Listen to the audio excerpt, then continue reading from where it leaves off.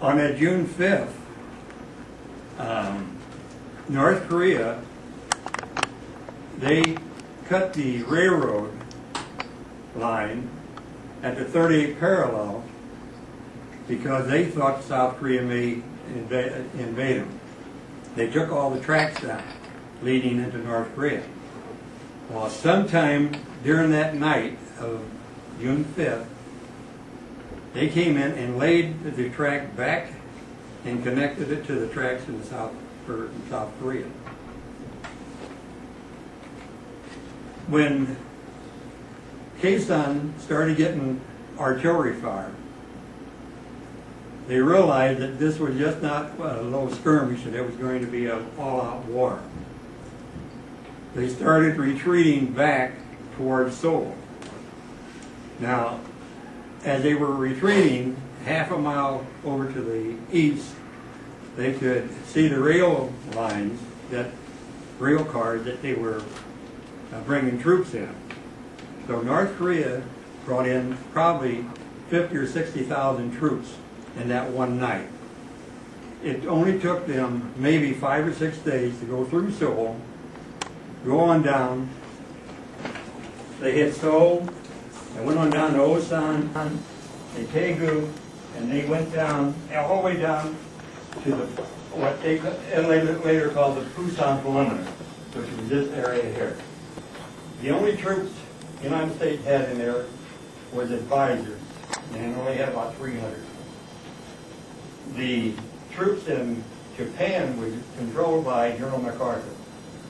After the World War II, those troops stayed in Japan as more or less police officers.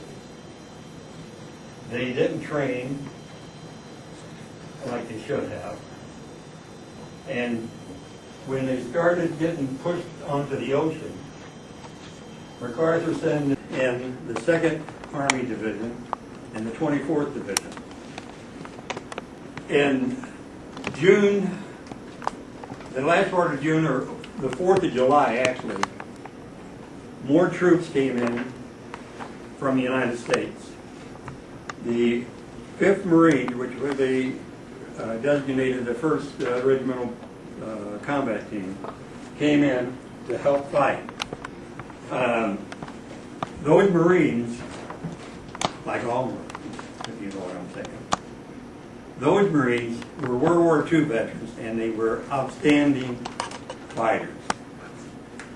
They went in there, and every time the Chinese or the North Koreans broke through the line, the Army would send the Marines in to fill that line up and to push them back. They kept that up until the middle of September. Now, middle of September, the 15th of September, the United States had enough Marines over in Japan and on the way over to Japan that MacArthur decided to make an amphibious landing at Incheon. Now, Wamado Island, I don't know if you can see it here, Wamado is off to the, a little bit off of the north of Incheon. The 5th Marines hit Wamado Island on the 15th of September. That's where most of the fire from the North Koreans were coming from. After they took Wamado Island, the rest of the Marines hit Incheon.